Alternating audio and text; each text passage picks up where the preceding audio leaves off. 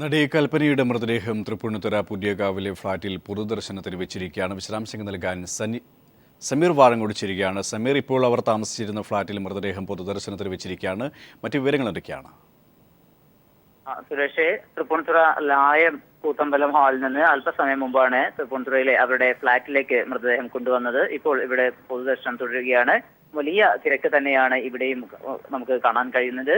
അവരുടെ ആരാധകർ അവസാനവട്ട നോക്ക് കാണാൻ വേണ്ടിക്കൊണ്ടുള്ള വലിയ തിരക്ക് തന്നെയാണ് ഇപ്പോൾ ഈ ഫ്ളാറ്റിലേക്കും എത്തിക്കൊണ്ടിരിക്കുന്നത്. നേരത്തെ ഹാളിൽ വെച്ച സമയത്തും സമാനമായ രീതിയിൽ തന്നെയായിരുന്നു.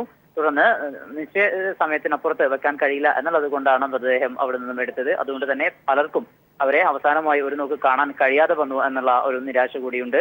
ഏതായാലും ഇപ്പോഴും അവരുടെ ഈ ഫ്ളാറ്റിലേക്ക് വലിയ രീതിയിലുള്ള ചലച്ചിത്ര മേഖലയിലെയും അതോടൊപ്പം തന്നെ വിവിധ തുറകളിൽപ്പെട്ട സാംസ്കാരിക മേഖലയിലെ, രാഷ്ട്രീയ മേഖലയിലെ എല്ലാം തന്നെ വിവിധ തരത്തിലുള്ള ആളുകളാണ് ഇപ്പോൾ ഇങ്ങോട്ട് എത്തിക്കൊണ്ടിരിക്കുന്നത്. 5 മണിവരെയായിരിക്കും അവിടെ ഈ ഫ്ളാറ്റിലുള്ള പൊതുദർശനം തുടരുക. അതിനുശേഷം തൊട്ട് അരികിൽ തന്നെയാണ് തൃപ്പൂണിത്തുറ മുനിസിപ്പൽ ശ്മശാനം. അവിടെയാണ് സംസ്കാര ചടങ്ങുകൾ എല്ലാം ഒരുക്കിയിരിക്കുന്നത്. അതിനുള്ള നടപടികളും അവിടെ പൂർത്തിയായിട്ടുണ്ട്. 5:30 ആയിരിക്കും ഈ ഫ്ളാറ്റിൽ നിന്നും അവരുടെ മൃതദേഹം പൊതുശ്മശാനത്തിലേക്ക് എത്തിക്കുക. അവിടെ സംസ്ഥാന സർക്കാരിന്റെ പൂർണ്ണ ബഹുമതികളോടുകൂടെ തന്നെയുള്ള ഒരു സംസ്കാര ചടങ്ങുകൾ തന്നെയാണ് അവിടെ ഒരുക്കിയിരിക്കുന്നത്.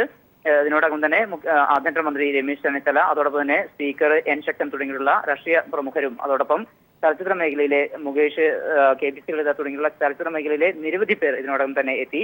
അതോടൊപ്പം തന്നെ മറ്റ് പ്രമുഖർ എല്ലാവരും തന്നെ ഇന്നലെ ഹൈദരാബാദിലെത്തിയും അവരെ അന്തിമോപചാരം അർപ്പിച്ചിരുന്നു. ഇപ്പോഴും വലിയ രീതിയിലുള്ള തിരക്ക് തന്നെയാണ് തുടരുന്നത്. സുരേഷ്, നടി കൽപ്പനയ്ക്ക് കലാകേരളം ആദരാഞ്ജലികൾ അർപ്പിച്ചുകൊണ്ടിരിക്കുകയാണ്. സമീർ വാഴങ്ങോടാണ് വിശദാംശങ്ങൾ നൽകിയത്.